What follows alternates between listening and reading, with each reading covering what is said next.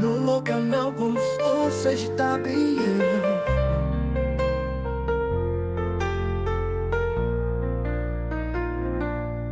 Olá, pessoal, tudo bom? De novo no Lua Canal, sejam muito bem-vindos.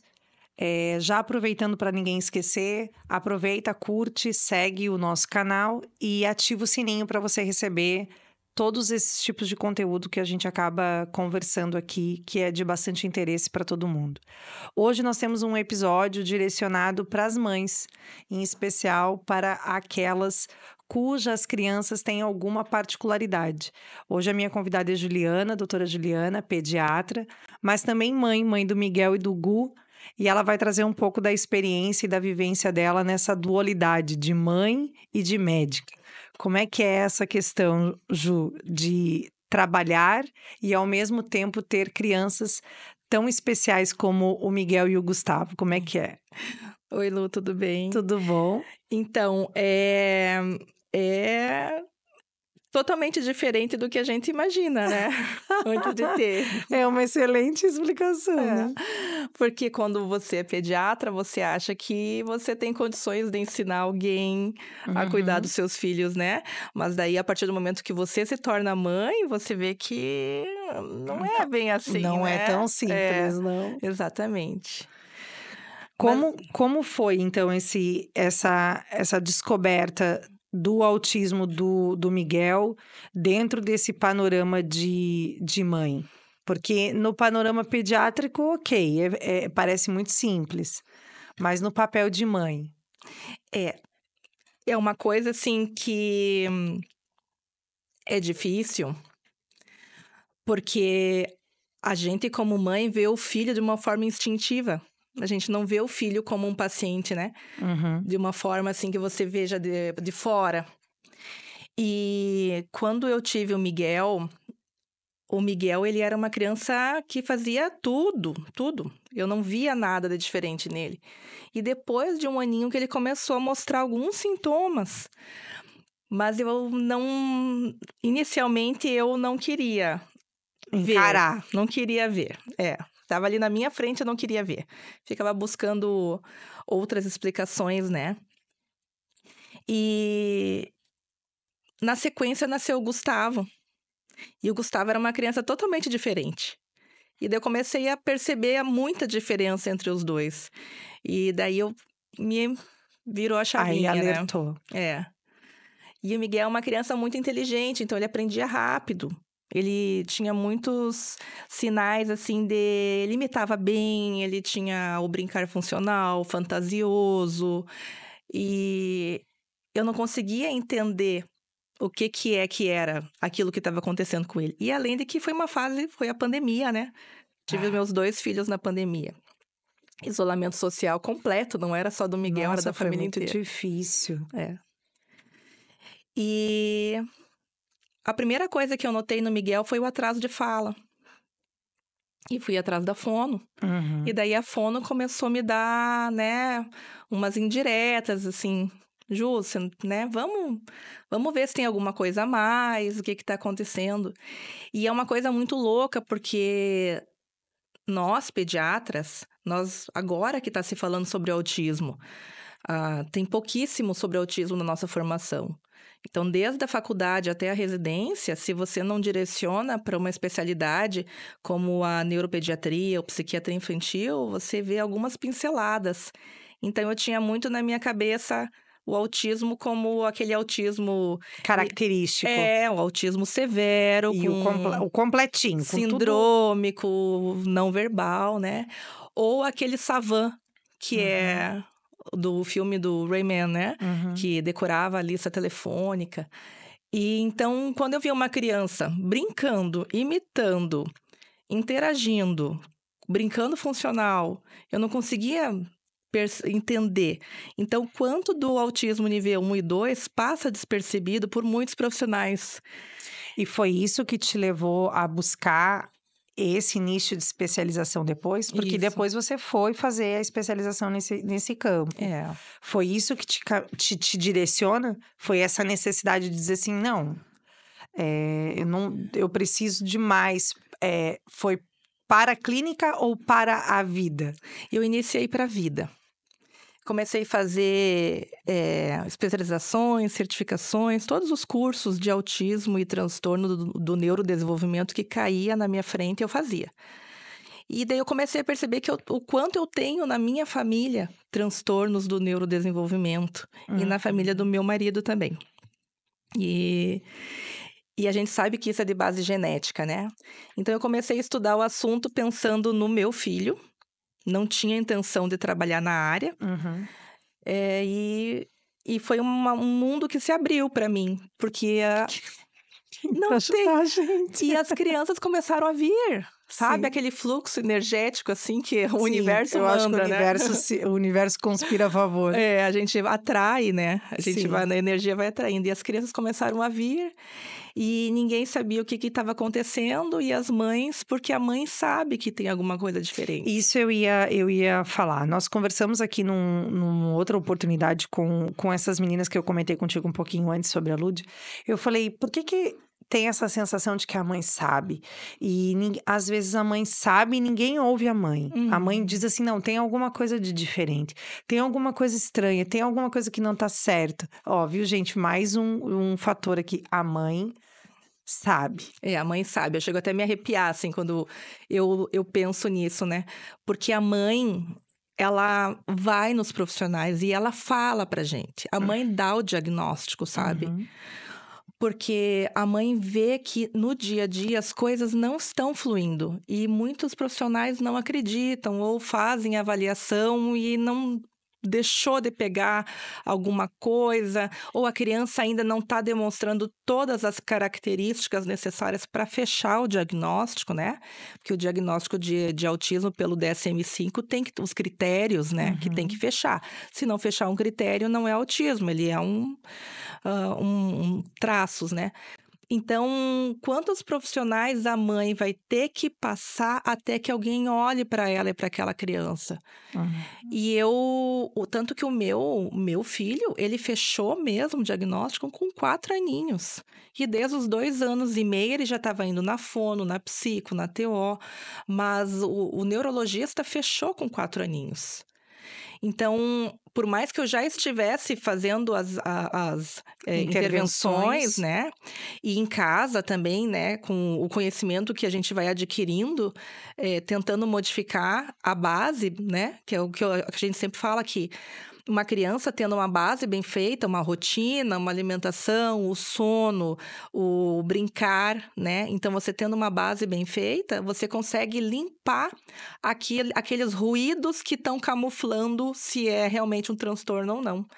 Então, você tendo uma base bem feita, você consegue até excluir diagnósticos errôneos. Então, muitas vezes um TOD, né, um transtorno opositor desafiante, na verdade é uma criança que ela não está sendo vista, não está sendo olhada, não está sendo compreendida, e ele acaba tendo comportamentos desafiantes, opositores. Então, você conversando com a mãe, fazendo uma boa orientação, você consegue fazer um diagnóstico correto. Só que o quanto que essa mãe tem que andar até conseguir ter esse diagnóstico, né? Era esse o ponto, porque a gente comentou nesse episódio, a gente chegou a comentar assim, ó, a mãe sabe e a mãe traz isso pro profissional, mas às vezes ela não é ouvida. E hoje esse episódio é pra você, que é mãe, que tá em casa e que tá com essa sensação.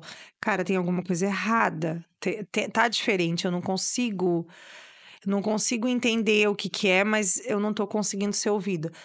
Esse episódio é pra você, porque aqui nós vamos esclarecer exatamente essa sensação e o que fazer, né? Tipo, aonde eu vou então? O que eu faço agora, né? Qual é o caminho a seguir? Que eu acho que é o principal ponto. Como é que foi pra ti, Ju? Qual é o caminho que tu seguiu? Eu segui o caminho inverso. Geralmente, a gente vai direto no médico, né? E depois nas terapeutas. Eu, como por já ser médica, a gente já faz aquele caminho assim meio atravessado, né? Então, já vou indicar para terapia e daí depois eu vou vendo. Mas chegou um ponto que realmente não adiantava. Eu precisava do neurologista. Né? Porque eu como mãe não tenho condições de envolver o meu emocional. É muito difícil separar uma coisa da outra. E daí eu fui para uma grande neurologista, neuropediatra da minha cidade, que ela é, inclusive, pediatra no Hospital Pequeno Príncipe. E no início a gente ficou um pouquinho na dúvida, porque alguns comportamentos o Miguel não fazia ainda. Então a gente não conseguia fechar o diagnóstico. Mas a partir do momento que a gente fechou, parece que aquilo clareou, parece que veio tudo.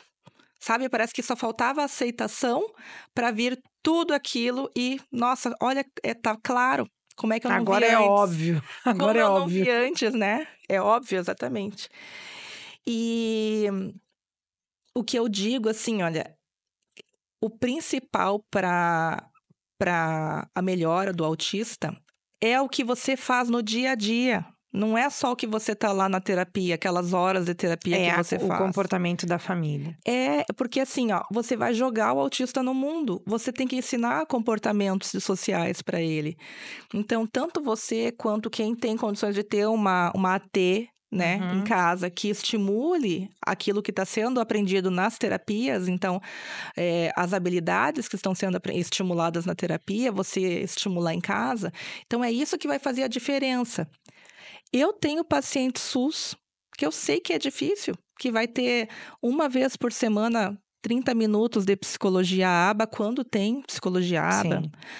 Meia hora, então, 30 minutos por semana de fono, tentando uma terapeuta ocupacional, tentando uma neuropsicopedagoga. Então vai ter que difícil. assumir muitos papéis. O que eu faço como mãe, que eu sei o que a gente passa, o desespero de você ver o teu filho e você ter que fazer pelo teu filho, porque o mundo não está preparado, né? Não. Então, eu aconselho muitos cursos gratuitos que a gente tem no YouTube, né? Quem tem Instagram, hoje em dia todo mundo tem Instagram no celular, todo mundo tem celular, né? Se informar. Então vai atrás, tem pessoas de muita qualidade, as universidades têm cursos gratuitos para pais, né?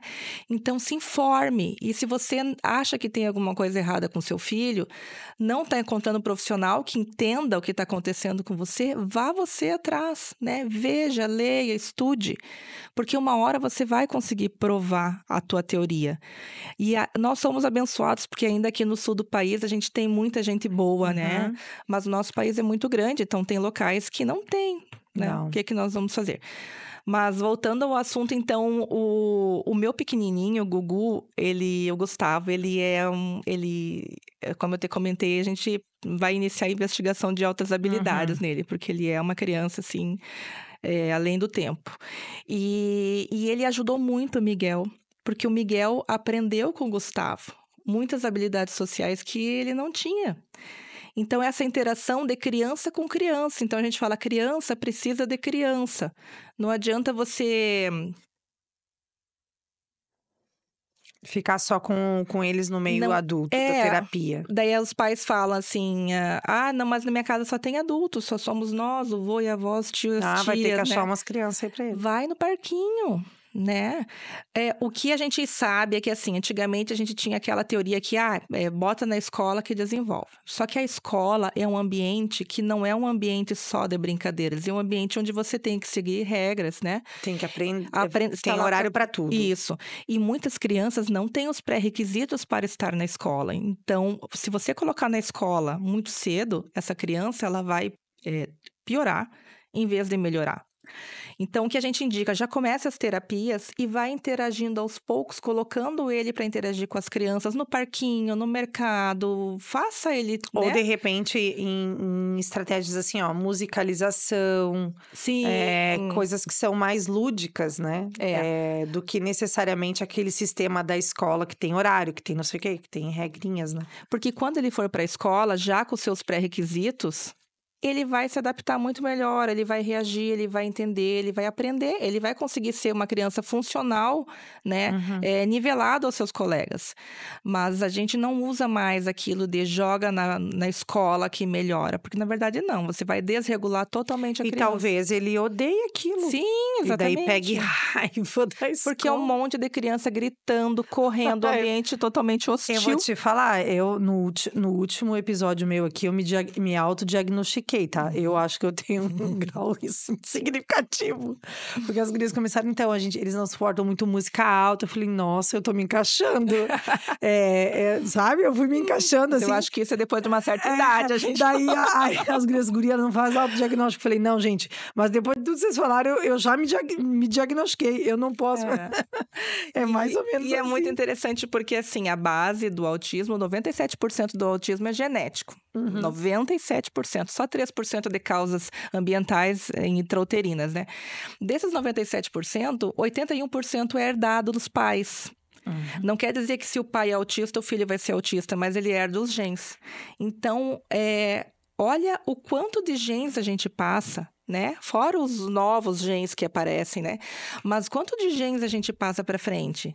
Então, do último estimativa do CDC, né, dos Estados Unidos, a gente tem em 36 crianças nós temos um autista nos Estados Unidos. Que mede as coisas. Aqui que a gente não mede nada, a gente nem mede as coisas. Sim. Para cada 30 crianças, um é TDAH. Então, a tendência, o que é? Cada vez aumentar, gente. Mas, porque esses vão continuar, vão se relacionar e vão se reproduzir. Então, a gente tem que estar preparado.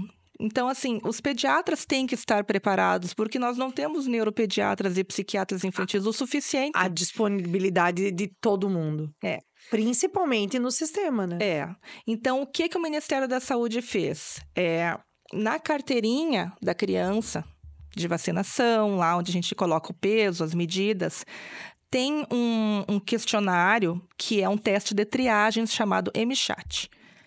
Todo pediatra tem que preencher o MCHAT com 18 meses, 1 ano e meio, e retestar os 2 anos. Isso é um teste de triagem, o quanto que você já consegue perceber de sinais de autismo ali. E isso não é feito de rotina, porque a nossa rotina brasileira, na verdade, não tem condições, assim, de tanta criança que a gente tem e tem que atender porque existe um pressuposto de um tempo de consulta, né? Que não, isso é ficcional, tá, gente? Porque tem 500 crianças lá fora e... Então, não dá. A gente tem que ajustar uma coisa com a outra. E claro que, assim, a gente não pode, né, pensar naquela utopia de ter um pediatra para chamar do seu. Porque a maior parte do povo não tem nem Chega pediatra. Um dia é o José, outro dia é a Mariana, outro dia é o Fernando, e outro dia é a Lúcia, e enfim.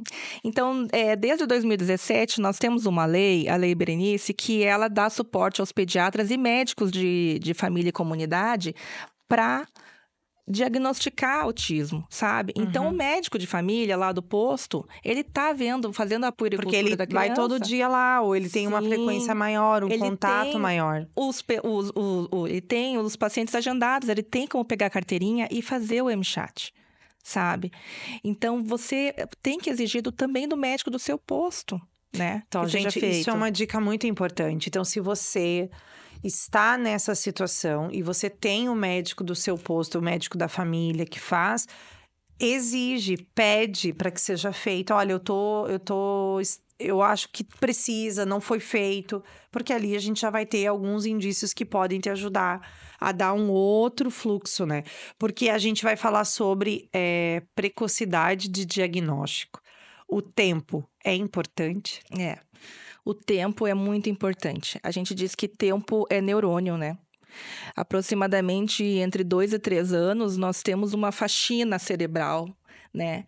E o cérebro, como o nosso corpo, ele não fica guardando coisas que não agregam. Ele vai fazer uma faxina, vai fazer uma limpeza. É só nós que guardamos entulho em casa. O cérebro e o corpo é bem organizado. São eficientes, Só que o que acontece aquelas habilidades que não foram estimuladas, não foram aprendidas, vão sendo descartadas. E quem tem o transtorno, quem tem a base genética para o transtorno, o cérebro faz uma faxina, uma forma assim, diferente. Então, às vezes, ele joga fora habilidades boas. Que seriam boas. E, às vezes, ele acaba deixando passar habilidades, que não são necessárias, né?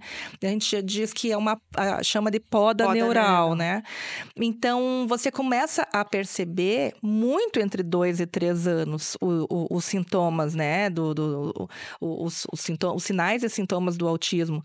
Só que desde bebezinho, dependendo, do nível, a criança já apresenta, né? E ali, entre 1 ano e 1 ano e meio, a gente vê muito, porque até 1 ano e 3 meses o neném caminha, com 1 ano ele já fala mamá, papá, e você vai vendo que aquela criança não tá indo para frente, não tá desenvolvendo, ou desde o início, quando já tem os marcos de desenvolvimento atrasados. Então, com 3 meses para 4 não tá firmando a cabecinha, com 6 meses não tá sentando. Então, você começa a perceber inicialmente. Só que acontece também uma coisa que a gente chama de autismo regressivo, que é aquela criança que foi e de volta. repente parou. Então, você consegue ver sinais muito claros, só que você tem que conhecer. Então, o que você não conhece, você não vê, né? Aí nós vamos ter a dificuldade do primeiro filho, Exatamente. não ter tido contato com outras crianças ou outros bebês, não saber se aquilo é natural. E aquela frase de que toda criança tem seu tempo. Exatamente. E às vezes o tempo é tempo perdido. E quanto mais você estimula, quanto antes você estimula, quando chegar lá na poda, aquilo que você estimulou, Ficou sabe? preservado. Então, assim, o autismo, ele não é uma doença, né? Ele é um transtorno, é um modo diferente, né? É uma forma diferente de ser e que vai ser assim. Né? Claro, nós estamos falando do autismo nível 1, nível 2, né? Não estamos falando de autismo sindrômico. Então, conforme você vai fazer essa estimulação, você consegue melhorar o nível de suporte da sua criança. O autismo nunca vai deixar de ser autismo, né? A criança, aquele adulto será autista para sempre, mas ele será um autista totalmente funcional. Então, quanto mais você faz a estimulação precoce, você melhora a qualidade de vida dessa pessoa. E, portanto, da família, e do irmão, e todo mundo que tá em volta. A gente falou um pouquinho aqui, que é isso, sobre expectativa e realidade, né? Porque eu acho que o grande problema inicial é a expectativa que se tem de quem vai ser o meu filho. A doutora Desirê aqui também comentou sobre isso, a gente estava falando de ansiedade, não era nem de autismo. Mas assim, ó, é a expectativa que a gente, pai, deposita na criança. No que a gente espera que aquela criança venha a ser. E às vezes a gente se depara com a realidade, e a realidade não é aquilo. Eu quero que o meu filho seja astronauta. Né? O meu sonho era ter sido astronauta. Eu não consegui ser astronauta. Então, agora o meu filho vai ser astronauta. Só que o seu filho não gosta de ser astronauta. Ele quer ser músico. E aí, ele dá com aquela expectativa versus realidade. E dentro de qualquer transtorno, né? Mas como a gente está falando do autismo, a gente, como mãe, né, tem que passar por todas as fases do luto, né? Sim, porque é uma dor. Dessa idealização, né? Que não vai ser daquele jeito. Mesmo quando não estamos falando de crianças com transtorno ou neurotípico, a gente já tem isso. Porque se a gente ouvir o nosso filho, já é uma dor. Porque, assim, às vezes você tem tanta expectativa que o cara faça, artes cênicas. E não, de repente ele quer ser matemático. Aquilo já te dá um incômodo. Então, imagina quando você está relacionado a uma expectativa de X e aquilo é Y.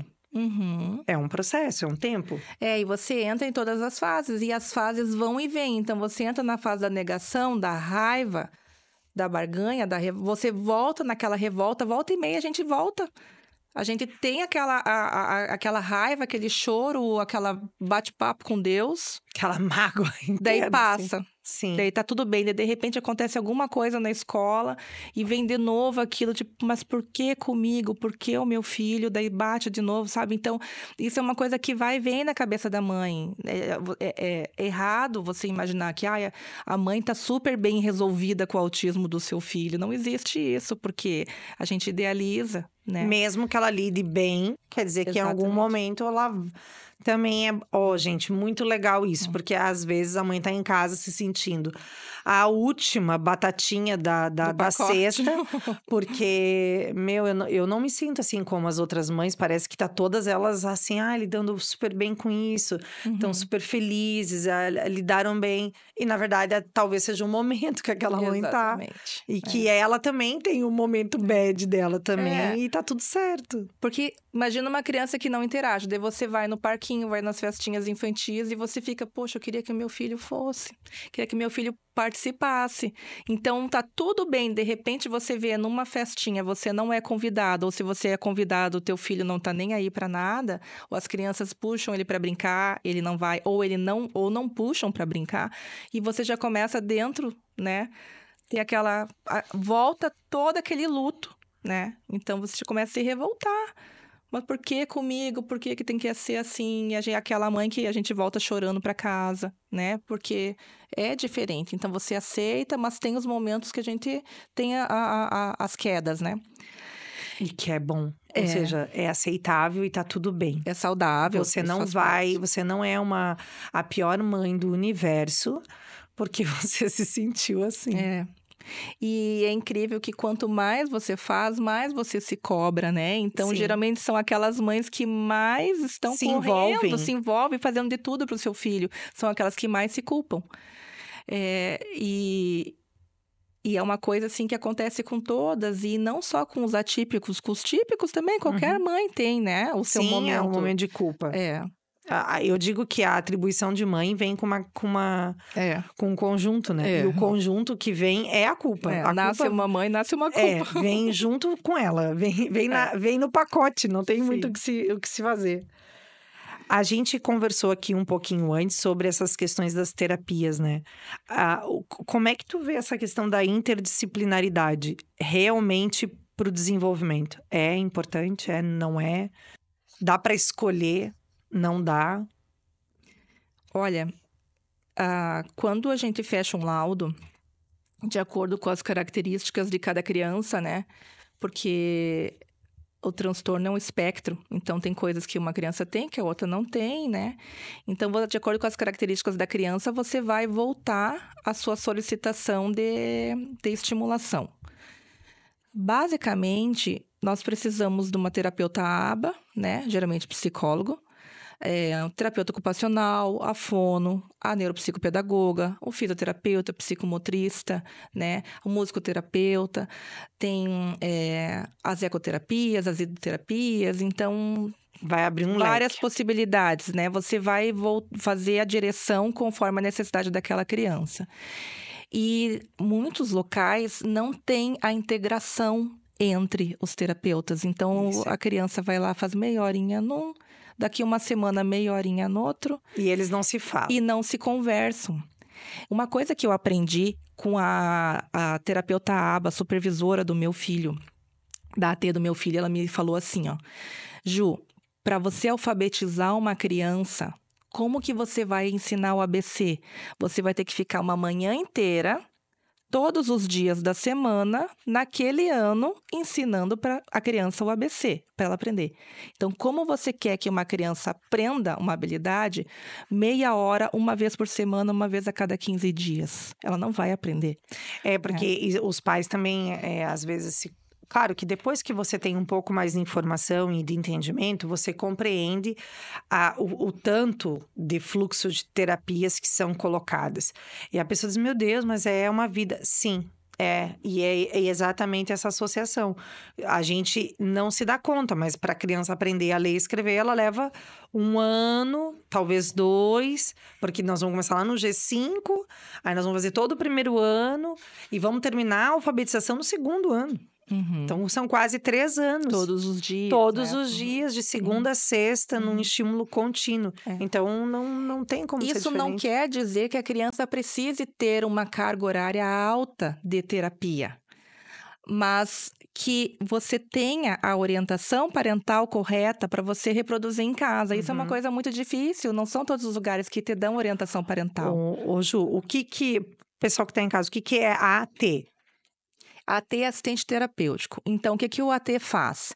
Ele precisa de um supervisor, que geralmente é um supervisor ABA, né, que é uma pessoa super especializada no assunto, que tenha mestrado, que tem o seu próprio supervisor, né?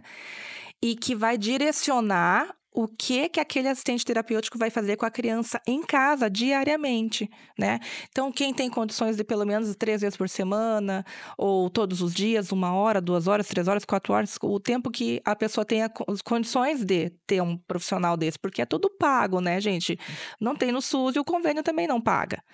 Então, o que a criança está aprendendo, a habilidade que ela está aprendendo naquele momento... ela vai continuada em casa. continuada em casa. E aquilo ali não é só tarefinha para o assistente terapêutico, é tarefinha para a família. Então, a família consegue fazer as 40, 60 horas do ABA necessário para uma criança ser estimulada. Então, assim, é um pouco utópico você querer obrigar uma criança a fazer 40 horas ABA semanal, né? Porque financeiramente não é viável, porque é muito caro. E você não tem profissional para fazer isso. Nós temos poucos profissionais. Para fazer né? a demanda de todas as crianças. Exatamente. Então, você consegue mais ou menos direcionar uma carga horária X, que aquilo vai ser, tipo, assumido pela família. Exatamente. E pelo assistente. E se você não tiver o assistente, vai ser a mãe vai fazer, porque a mãe ela... é tudo. A mãe é tudo, A mãe, ela chega chutando, ela abre as portas, ela quebra tudo. Quando a mãe quer, ela faz. Então, a mãe vai estimular essa criança. Eu conheço muitos autistas adultos, né? Nível 2 e 3 de suporte. Que a mãe foi a única terapeuta, nem psicóloga não teve. E hoje são pessoas praticamente funcionais, porque a mãe fez, a mãe vai fazer. A mãe que ama o seu filho, capaz. ela vai conseguir transformar o seu filho ela em vai ser humano. buscar o recurso e através do recurso ela se transforma. E o instinto materno é uma coisa incrível, porque a mãe parece que ela sente o que ela tem que fazer e ela vai fazer de forma correta, né? Então, quem tem a possibilidade de ter um assistente terapêutico em casa é maravilhoso, mas é a minoria. E quem não tem, vai ter que se adequar e entender que é possível que você faça. Sim. Não vai ser o plano premium, vamos colocar assim. Mas não quer dizer que a criança não vai ter um desenvolvimento pleno, porque mãe pode tudo. Mãe é mãe, né? Mãe é mãe. Barreiras, então. Vamos começar um pouquinho. Como é que é enfrentar esse estigma do autismo na sociedade? Como mãe... e como pediatra? É muito difícil. Porque a sociedade não está preparada ainda, né? Para receber essas crianças. Então, você chega num restaurante, você chega no cinema, você chega num shopping, e essa criança tem uma crise sensorial, né? De estímulos. E o que a sociedade faz? Por que você tirou de casa? Nem tire de casa, deixa em casa. Ele não tem condições de viver em sociedade. E aquilo pra gente é mortal, né? Daí já vem novamente, né? Volta para aquele momento aquele momento, né? Bad, o momento bad da mãe. Exatamente. E o que você vai fazer com aquela criança totalmente imatura, neurologicamente, que tá tendo uma crise por excesso de estímulos, porque nós vivemos num mundo com cada vez mais estímulos. Eu que não tenho, já fico surtada. Sim. E é difícil você encontrar uma pessoa que tenha um olhar, né, diferente para te acolher naquele momento, para te ajudar a acalmar. Então, o que nós precisamos, né? Curitiba, o aeroporto já tem sala sensorial, né? Tem alguns shoppings que tem sala sensorial. Então, a gente tem que estimular a criação de espaços que aquilo torne confortável para aquelas famílias e para aquelas crianças. Isso, e o conhecimento, Nossa, isso aí devia ser lei. E o conhecimento, então, o que é o meu objetivo? Eu tenho muitos pacientes autistas no consultório, tenho paciente com transtorno de desatenção e hiperatividade, opositor desafiante, tenho pacientes com transtornos de aprendizagem, mas o meu foco, a minha divulgação no meu Instagram e conversando com as pessoas e até o que eu estou fazendo aqui agora é transmitir conhecimento, porque o conhecimento abre portas. Então, dá recursos. Se você conhece, você não sabe fazer o que você não conhece. Então, a partir do momento que você conhece, você tem condições de perceber o que está acontecendo, já se ligar e auxiliar e ver de uma forma diferente, né? E o próprio proprietário, o próprio gestor de um espaço, o próprio dono de um negócio, de pensar que qual é o seu papel nisso, né? Porque assim, ele vai continuar tendo um restaurante, ok, mas esse restaurante pode ser hoje um diferencial. Ele pode estar estar tendo características que o tornem melhor e mais até, inclusive, frequentado e utilizado, porque ele traz recursos que outros não têm. E isso é uma coisa muito difícil, porque em relação ao que a gente estava falando sobre as barreiras, né? Inclusive nas escolas. As nossas escolas não as estão escolas, preparadas. elas fazem de conta que elas estão incluindo, tá? E qual que é o problema? As escolas não querem ser conhecidas como escolas inclusivas. Elas querem ser conhecidas como a escola dos melhores, das melhores aprovações, dos melhores seres humanos. Ela não quer ser conhecida como uma escola que tem alunos com transtorno. Parece que sabe aquela visão mais pejorativa da coisa. Então, eles fazem questão de não tornar viável, porque daí o pai sai de lá. Para não atrair esse tipo de público, sabe? E isso é uma coisa errada, porque como a gente falou, é 1 para 36 dos Estados Unidos. Quanto que é aqui no Brasil? A gente não tem o diagnóstico certo. Sem a gente contar não tem... que é completamente desumano. E a tendência cada vez é aumentar, e as pessoas vão ter que aceitar, vão ter que se adaptar.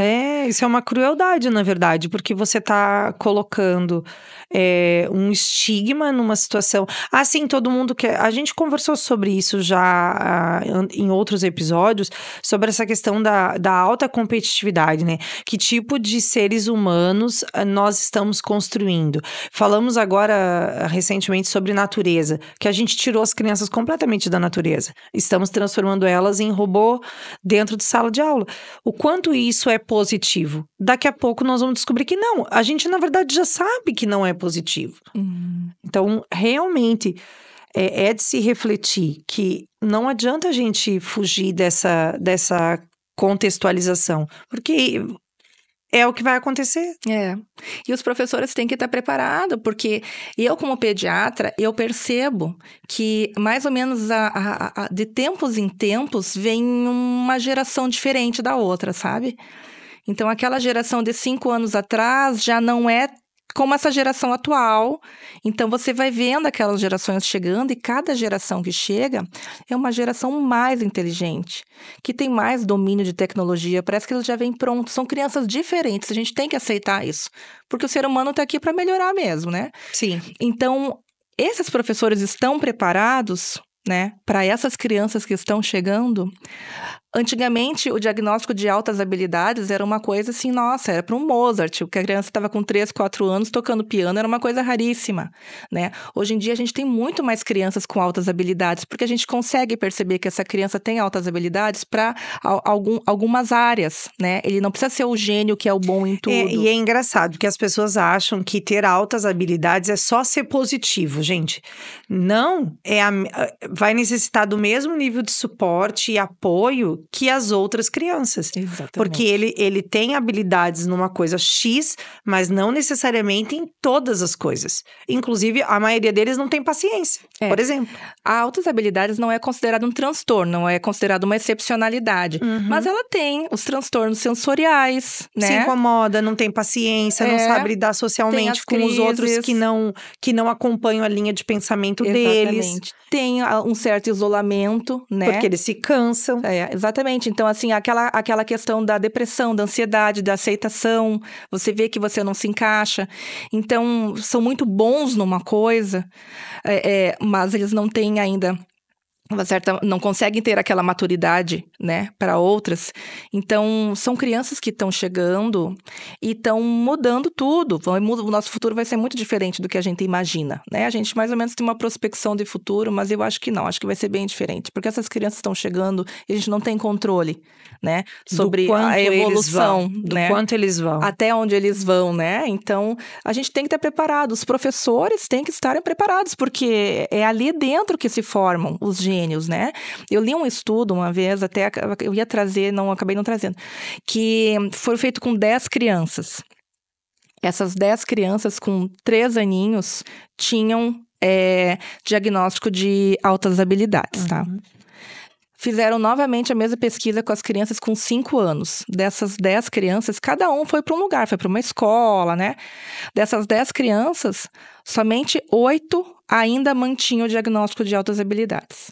Com 10 anos, somente 5. E com 18 anos, Ou só seja, 2. a sociedade foi derrubando Sim. a alta habilidade da criança. Porque o que é a altas habilidades? Não é você ser muito bom, muito inteligente numa coisa. Você tem que envolver a empatia e a criatividade. Então, o quanto que a escola, ou os pais, ou a sociedade mata a criatividade dessas crianças. E o quanto você estimula a criatividade dessas crianças. Então, aqueles que tiveram a criatividade estimulada, eles conseguiram se manter. E aqueles que não tiveram, eles não mantiveram o diagnóstico. Então, olha o que a gente faz com as nossas crianças, né? A gente coloca eles tudo numa caixinha e fecha. Exatamente. Tenta formatar dentro de um quadradinho. E aí não funciona. Daí não vai dar certo. Basicamente, vamos ter problemas. Falamos um pouco dos novos desafios, então. As escolas dessa questão de adequação. Falamos da questão dos espaços e da aceitação, do quanto é necessário que esse lado seja visto e talvez até regulamentado, né? Em termos, já que a gente não consegue fazer as coisas por bem, né? Que a gente seja obrigado a fazê-la. E comentamos sobre o papel dos pais e das mães nesse processo. E agora eu vou trazer o dos irmãos. Tu comentou que o Gu foi o grande vínculo do Miguel com o universo. Mas os irmãos sofrem? Sofrem.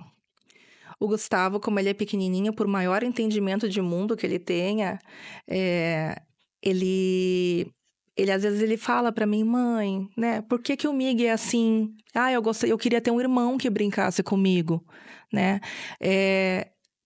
Ele ajuda o Miguel nas necessidades dele, mas ele tem as suas próprias necessidades e ele tem essas questões que ele me interroga e ele sofre, né? Porque é ele que tá na hora da crise do Miguel, é ele que tá junto. Claro que vai sobrar pra ele, é só pra todo mundo ali, né? E aquela coisa de ter um companheiro em casa, ele não tem. O Miguel brinca com ele, mas o Miguel tem a tendência a manter o isolamento, vai brincar sozinho com as suas coisas. E o Gustavo é uma criança muito questionadora, né?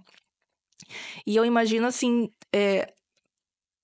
o irmão de uma criança...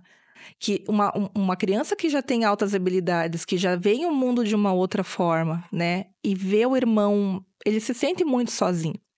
E uma coisa interessante, aquilo que eu falei sobre a herdabilidade dos genes, né? Então, você herda os genes que vêm dos seus pais para você ter a tendência a ter aquele transtorno.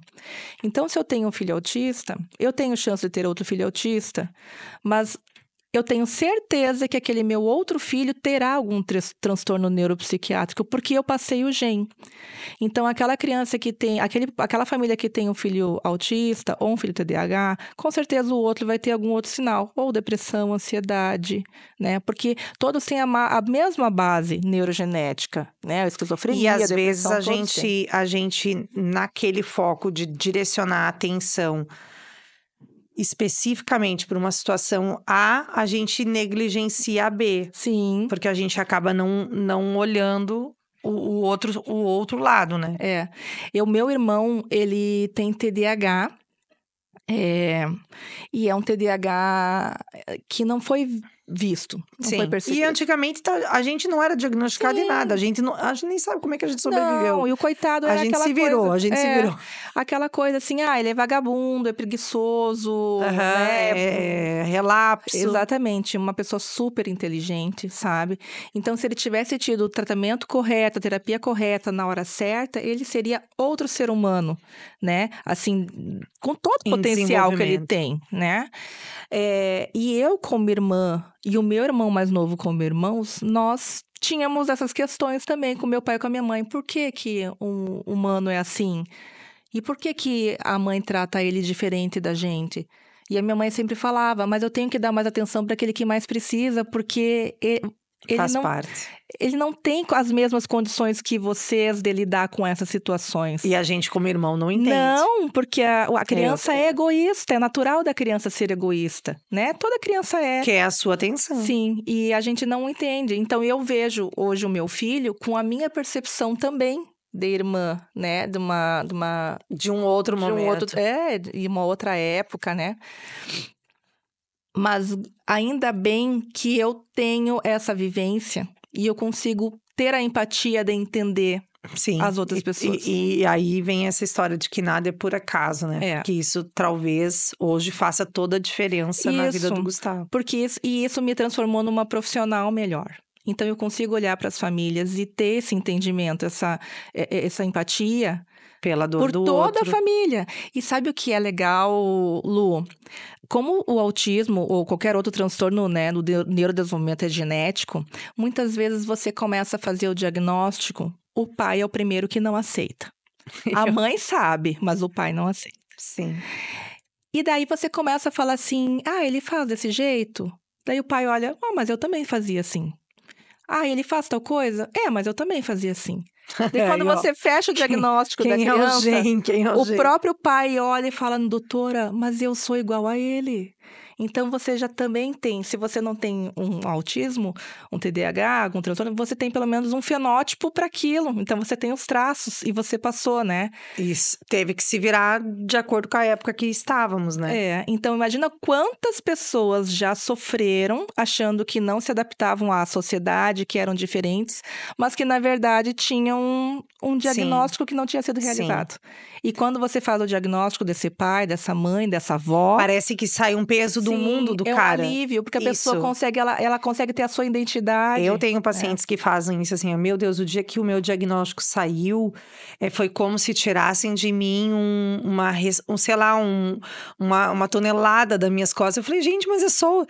Não, mas faz todo sentido. É como se agora aquilo se confirmasse. Tipo, agora tá entendido todo esse processo. Que pena, né, que a gente demorou tanto tempo pra... Mas que pena ainda que a gente também não faz pra todo mundo. A gente ainda não consegue atingir. Eu acho que esse é o propósito de cada vez mais difundir e informar que existem recursos, né? Mesmo quando a gente está no sistema único, mesmo quando a gente não tem dinheiro, mesmo quando a gente tem pouco recurso, se a gente acessar a informação, a gente consegue mobilizar várias coisas. Que realmente uma mãe tá com o pé na porta, de fato. Ju, a gente falou um pouco sobre a negação, né? Sobre essa fase da negação. E quando a negação é da família, do resto da família, porque assim, a mãe passa a sua negação, mas eu percebo que a mãe passa e segue. Nem todos da família fazem isso. Como que a gente lida com o resto da família que não... A gente não lida. A gente ignora. A gente deixa eles pra lá, porque assim, que importa é o nosso filho. É o seu filho. O resto não importa. Então, deixe falar. Então, não se sente culpada, gente. Chuta essa avó que não te ajuda, esse sogro que te perturba. Passa pra frente, deleta. É isso aí. Porque ou a pessoa vem pra agregar... Ou segue sua vida. Exatamente. Porque realmente é um dilema. As pessoas tentam manter a vida social, tentam manter os relacionamentos, tentam manter o filho incluso, às vezes com primos. E aquelas pessoas não estão dispostas a incluir e a fazer. E a gente, como mãe, já tem uma carga tão pesada, sabe? Então, assim, eu sempre digo para as minhas mães, escolham as suas batalhas. Escolha pelo que vale a pena lutar. Se você acha que não vai adiantar ficar querendo convencer a sua família ou ensinar como lidar, não, esqueça. Ou respeitar o que está sendo proposto, né? Deixe pra lá. Viva a sua vida, viva o que realmente é importante para você. Essas pessoas não querem ser importantes na sua vida, então deixe pra lá. Se elas quiserem, elas vão correr atrás, elas vão estudar, elas vão participar, elas vão te ajudar. Se elas não quiserem, esqueça, né? Então, escolha as suas batalhas. Gente, libertador. Libertador, porque é muita mãe que passa por essa situação, que tem que fazer aquele social e ao mesmo tempo tem que manter aquela fachada da... Eu falo sempre aqui, né, das famílias de margarina, que as famílias de margarina, elas não existem, elas são só stories, né? Na vida real não é assim. Então aceita e segue. Segue que tá tudo certo. Vamos pro concordo e discordo?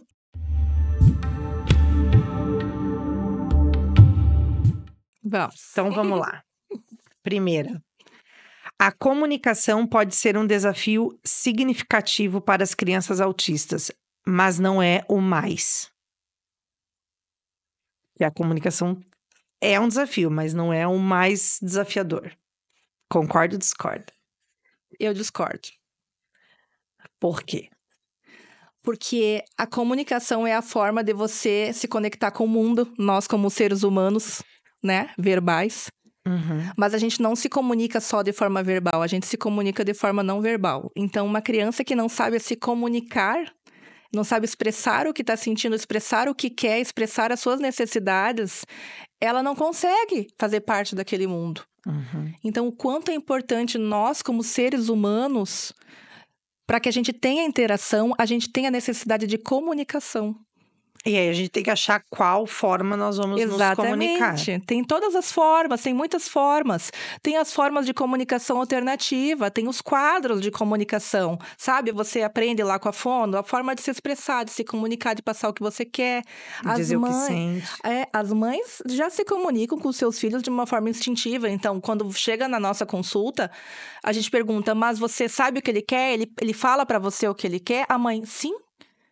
Mas a mãe entende. O pai não entende, a avó não entende, o irmão às vezes entende, o irmão, a irmã. A escola, o mundo não entende, né? Então, isso não basta a mãe, porque a mãe vai chegar uma hora que a mãe não vai mais estar ali. Sim. Então, o quanto que é importante a gente estimular a comunicação verbal e não verbal. Outras alternativas. A vida social dos pais, especialmente das mães, é profundamente afetada pelo diagnóstico do filho?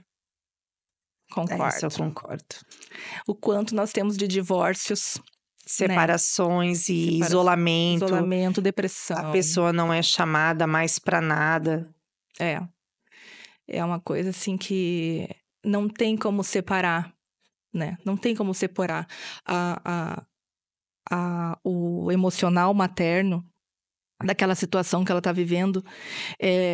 Você tem que ter uma rede de apoio, você tem que ter uma vida social. Eu não digo assim, é a mãe que final de semana consegue sair pra balada, né? Mas não, a gente tá falando de uma reunião, de um café da tarde, que se reúne com amigas. Saúde mental, né? Pelo menos uma vez por semana, o casal, saiam vocês dois, conversem sobre trivialidades, conversem sobre coisas que não fazem parte do dia a dia, mantenha aquela chama do namoro.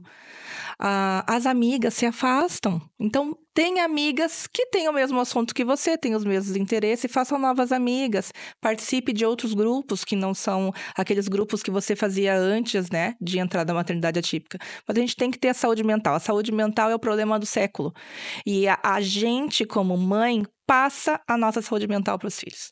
Então, se você não está bem, você transfere aquilo. E a criança fica péssima. Então, você tem que estar com a cabeça boa. Como é que você vai ajudar? E já que a gente tocou no ponto das mães, e os pais? Como é que eles se envolvem nisso? Ou como é que eles podem estar envolvidos nisso? Ou o quanto eles são afetados por isso também? Os pais são afetados da mesma forma, né? Sofrem da mesma dor e medida. Sofrem. Claro que a mãe é muito mais emocional que o pai. O pai vê de uma forma mais... mais pragmática e racional. Ele vai mais na parte prática.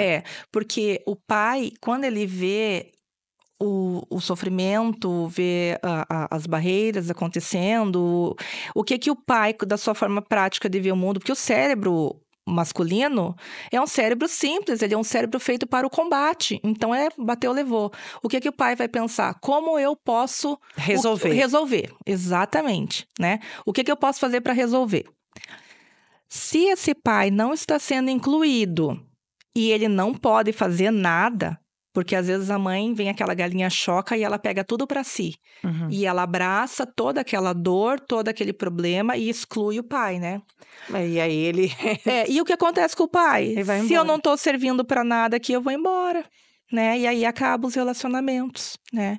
Então, a gente como mãe, mulher e... A gente tem que tentar abrir o espaço. Dividir as dores, dividir... né? A gente não quer dividir, a gente abraça aquela coisa.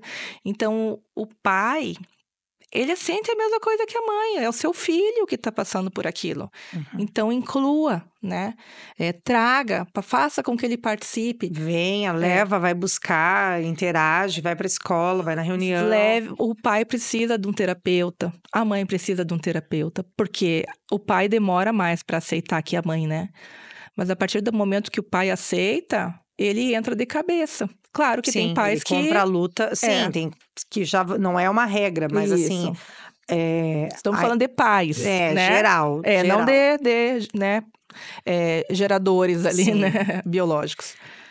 O autismo é causado pela má criação dos pais, ou seja, a gente mal criou. Não, a gente falou já que isso não é verdade. Não, mas, né? enfim, vamos deixar bem claro que não é criança mal educada. O autismo é um transtorno neurogenético. Porque tem gente que diz assim, essa criança é mal educada. Não, não é. Autismo pode ser curado? Não. Não, porque não é. O autismo não é uma doença. Não pode ser. E isso não significa que a pessoa não consiga ter uma vida o mais plena possível. Crianças autistas não formam laços afetivos nem mesmo com mães ou cuidadoras. Discordo. Crianças autistas sentem como a gente. Qual que é a dificuldade? A criança autista, ela não sabe como manter aquele laço. Ela faz o laço, mas ela não sabe como manter. Então, assim, tem crianças que têm dificuldade de tomar iniciativa, de fazer uma amizade, mas tem crianças que tomam a iniciativa de fazer aquela amizade, mas daí depois se depara, tá, e agora? O que eu falo? Como que eu faço? Como que eu faço agora? Sabe? Então, acaba que tem poucos amigos, que são aquelas pessoas, né, que acaba restringindo o ciclo, que são as pessoas que compreendem a situação e sabem lidar. Ou algumas outras crianças que realmente nascem muito abençoadas. Exatamente. Que tem crianças assim também, que vêm com um papel de intermediador das coisas que é divino, na verdade. E a gente tem que pensar também no autismo na adolescência. Eu ia falar disso agora. E na fase adulta. Então, o autista se relaciona, se apaixona, tem namoro, tem amizades longas, quer fazer parte daquela tribo da adolescência, né? O autista adulto tem família. Então, a gente tem que deixar de pensar no isolamento social como uma frieza, como se fosse assim uma pessoa que ela não... É uma forma. A pessoa, ela cria laços, ela tem aquele sentimento, só que às vezes ela demonstra de formas diferentes. Sabe que tem uma amiga minha que ela é autista, adulta, ela se diagnosticou já adulta, e a forma de expressar amor dela é dar presentes. Então, ela não sabe chegar, dar um beijo, um abraço, ou falar, eu te amo, eu gosto muito de você, mas ela dá presente. Aquela é a forma dela. E a forma dela receber amor que ela gosta é de tato. Só que não é o tato superficial, é a pressão. Porque tem autistas que precisam de pressão, né? Sim, então, de espremer quase. Isso. Então, assim, ela gosta de abraços apertados, de beijos, né? Aqueles beijos estalados, assim. Então, essa é a forma. Tu vê aí, a pessoa diz que eles não gostam. Não, cada um é único. Sim, então descubra qual que é a expressão de amor do seu autista, né? E daí vai dar tudo certo. Que show. Próxima afirmação. Olha, era essa. Crianças autistas não sentem ou expressam emoção. Não, já acabamos de dizer. Não, eles sentem e eles expressam da sua forma a sua emoção. Sim. Intervenção precoce pode fazer uma grande diferença no desenvolvimento. Concordamos? Sim. A gente já tinha falado sobre isso. Já falamos sobre isso. Mãe de crianças autistas... E aqui vamos colocar geral, mães e pais. Mães e pais de crianças autistas frequentemente enfrentam pressão para fazer tudo certo. Eu concordo. Porque existe a pressão. A primeira pressão que vem é a interna, né? A própria. A própria pressão. Que é quase irmã da culpa. Exatamente. Isso aí. E a sociedade pressiona também para colocar todo mundo no mesmo quadrado, Sim. né? Então, e seguir todo um padrão. Nós vivemos sob pressão. O tempo todo. Pais de crianças autistas sempre sabem que tem algo errado desde cedo. Nós falamos isso também. Sabem. Às vezes eles não conseguem ser ouvidos. Às vezes eu não quero ver. E também não querem ver. Uhum. O diagnóstico do autismo pode ser emocionalmente desgastante para os pais, especialmente para as mães? Sim. Total. Sofremos quando sim. Isso é bom também. Pais de crianças autistas frequentemente precisam defender seus filhos em ambientes escolares e médicos. Gente, é muito desgastante isso. Você ter que chegar ao ponto de você brigar para um direito seu, né? Qualquer, Um direito né? de ser só. Qualquer pessoa, né, tem o seu direito. E você ter que brigar por uma coisa que é direito adquirido, que é uma coisa natural de ser, né? Ninguém tá dando ali para você de presente, ninguém tá fazendo nenhuma promoção, favor. Não, é um direito e você ter que ir Toda lá hora. e fazer cumprir o direito, né? Isso é muito desgastante. E aí a gente ainda passa por chata, por inconveniente, por deselegante, por sarna. Lá vem aquela mãe. De novo, aquela mãe perturbando. E, na verdade, a gente só tá querendo o básico, que era já previsto, né? Todas as crianças autistas têm déficits intelectuais? Não. Isso é uma coisa que veio na década de 50, né? Quando o autismo, nos critérios de diagnóstico da esquizofrenia, né? Entrava algumas crianças... Algumas se assimilavam. Isso, Então, vinha o autismo era visto como uma ramificação da esquizofrenia, né? Então... Meu Deus, quanta criança tratada errada. Sim, exatamente. Então, a gente evoluiu muito nesses anos, né? E o que nós sabemos hoje, né? Os dados atuais, que se você juntar o nível 1, 2 e 3 de suporte, uma média de 50%, menos, até 30, entre 30% e 50% teriam deficiência intelectual. Só que você está juntando o nível 1, então acaba se diluindo, sabe? Daí você tira o nível 1 e deixa só o nível 2 e 3, daí você aumenta até 70%. Só que daí você vai ver o que é o nível 3, é o nível 3 sindrômico, né? Que daí já tem outros fatores envolvidos. Né? Ou é aquele nível 3 que não tem síndrome, mas que aquele cérebrozinho ali foi golpeado e foi ativado aqueles genes, né? E com a estimulação você pode chegar a transformar esse nível 3 até no nível 1, né? Com muita estimulação, com muito carinho, com muito amor, com muita dedicação, né? Então, olha a força desse envolvimento. Então, a deficiência intelectual, ela é um transtorno que é diagnosticado, tem os seus critérios também, né? Então, tem níveis altos, sim.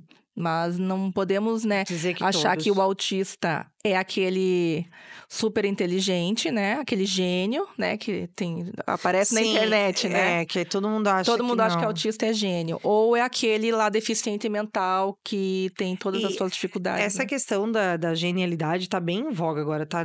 Tem alguns influencers, crianças aí que acabaram recebendo esse diagnóstico ou essa classificação e tá no momento. E eu vejo que as pessoas narram como se fosse algo só positivo. E, na verdade, não é algo só positivo. Vai trazer as mesmas dificuldades de outras situações. Só que a gente se ilude porque parece que é...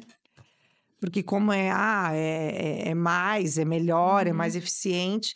Não, vai dar as mesmas dificuldades. E, às vezes, dificuldades muito sérias. Às vezes a gente tem consequências, depressões importantes, ansiedades graves, porque a pessoa não se adequa, não se encaixa. E aquela criança autista que não teve o seu cognitivo golpeado é uma criança que tem total condição de se transformar num adulto totalmente funcional, né? Então, olha o quanto que a gente pode transformar essa visão que a gente tem, né?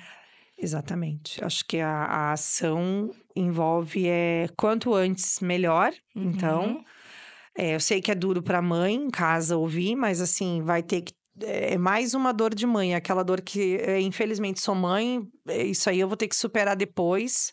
Agora eu tenho que priorizar alguma coisa. E assim, as mães que não têm como ter aquele tratamento dos sonhos, porque a gente vê muitos comentários das mães no Instagram, né, na internet. Poxa, mas isso aí que você tá falando é para quem tem condições de ter as terapias, de pagar um convênio, de pagar particular. Eu sou mãe SUS. Gente, o que que a gente tem que fazer? O básico. Então, a sua criança tem que ter as horas de sono necessárias, um sono de qualidade. Não adianta ter um sono que está na frente da tela, com a televisão ligada, ou um sono que a criança dorme em qualquer lugar.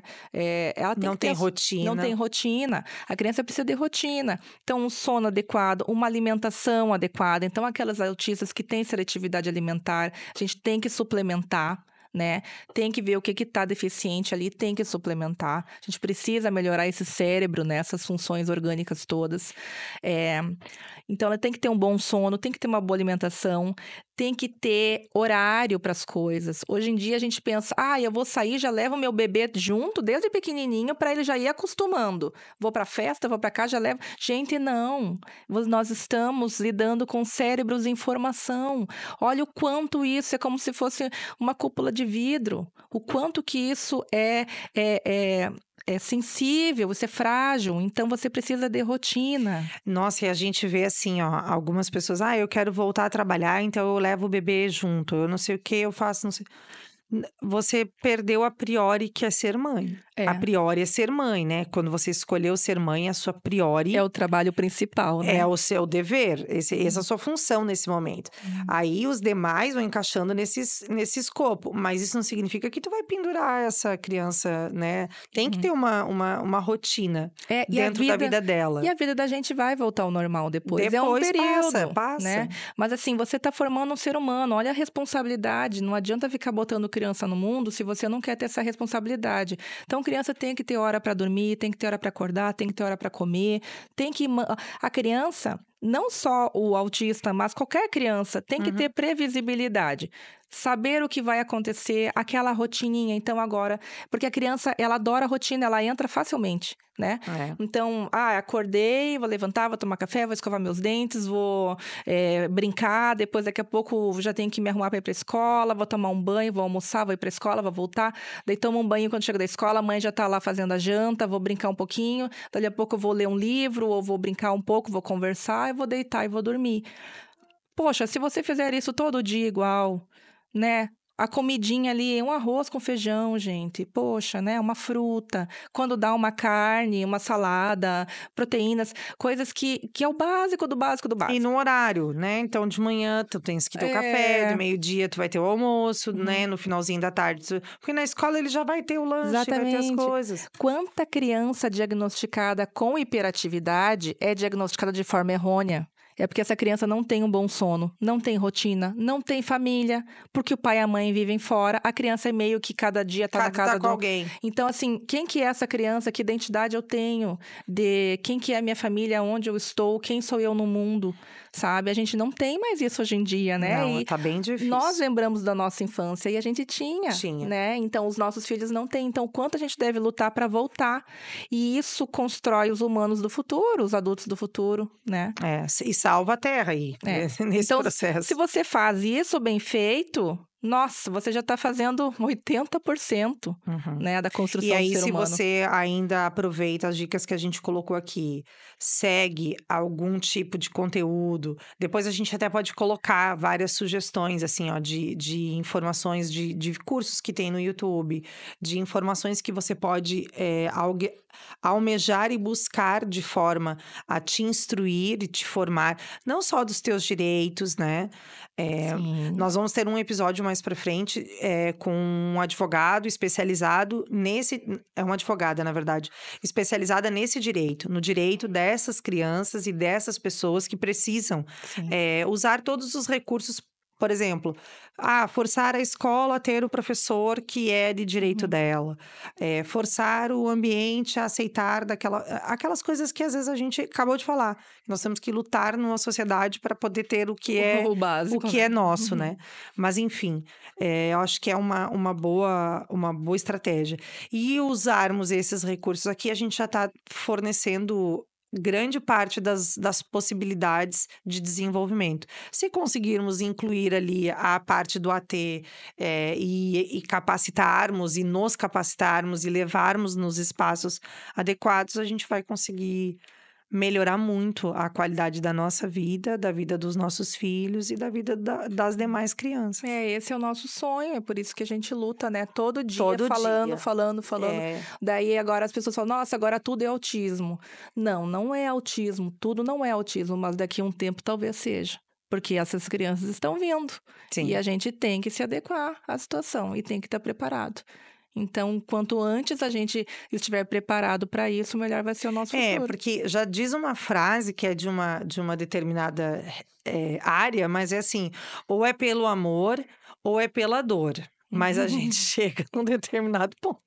Então, você pode escolher se você quer ir pelo amor ou pela dor. A gente está recebendo a oportunidade agora pelo amor. Se não der certo, vai ser pela dor. Vai pelo sofrimento. Vai ser pelo sofrimento. Gente, eu agradeço, Ju, muito obrigada pela tua participação. Acredito que trouxemos, né, ou levamos as pessoas formas alternativas de buscarem recursos e que não dá para se esconder nesse pretexto de eu não tenho condições, eu não consigo fazer. E aqui a gente não está sendo leviana, né, em dizer que é porque tu não tá nessa condição, então tu fala esse tipo de coisa. Não, a gente está fazendo uma análise bem realista da situação, que a vida não é cor-de-rosa, né? A vida tem as suas dificuldades, mas muitos conseguem, então você também vai conseguir. É só caminhar pelo trecho certo, né? Passar pela fase que tem que passar, sentir essas dores que fazem parte e se sentir mais confortável com o sofrimento, porque faz parte. Tu disseste bem claro, não é todos os dias que são dias de glória. São dias de luta e dias de glória. Já diz a música. Esse ano é um ano de eleição, então vamos lá nos nossos escolhidos, Nos nossos candidatos que pensam de acordo com o que você precisa. Vamos lá, eu votei em você, me ajude. Né? Ou tu queres o meu voto, então pensa nesse ponto de vista, ou olha dessa forma, né? E também dos espaços, né? Porque eu acho que a gente não pode deixar essa luta só para os pais dos autistas. Eu acho que essa é uma luta de todos. Então, por mais que para mim talvez não faça sentido, se faz sentido para uma outra mãe, juntos nós somos mais fortes, juntos a gente pode mais. Então, se um pai, uma mãe começa a pressionar, olha, o shopping aqui tinha que ter um espaço para isso, gente, vocês não fizeram por quê, sabe? O aeroporto, a rodoviária, enfim, vai melhorando para todo mundo. Eu acho que é uma dor de todos e a gente precisa comprar a dor dos demais. Muito obrigada, Ju. Agradeço de coração. Eu agradeço também. Obrigada a vocês que mais uma vez estiveram conosco aqui. Não esquece de seguir o canal, ativar o sininho e compartilhar para que você possa difundir essa informação com outras pessoas que têm uma mãe em casa que com certeza precisa dessa informação. Obrigada.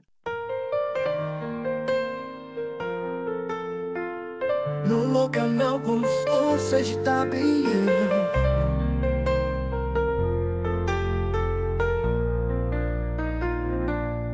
No canal o sol está a brilhar e Luciana nos guia, nos faz iluminar a saúde e o bem-estar, a chave do amor e a vida é mais leve com todos em cor. Vamos juntos elevar e inspirar. No canal conexão de energia e Luciana ilumina nossa sinergia. A cada passo um novo despertar e juntos dançamos, todos prontos pra conectar. No canal o sol está a brilhar e Luciana nos guia, nos faz iluminar a saúde e o bem-estar, a chave do amor e a vida é mais leve com todos em cor. Vamos juntos elevar e inspirar. No canal conexão de energia e Luciana ilumina nossa sinergia. A cada passo um novo despertar e juntos dançamos, todos prontos pra conectar. No canal conexão de energia, e Luciano ilumina nossa sinergia. A cada passo um novo despertar, e juntos dançamos, todos prontos pra conectar.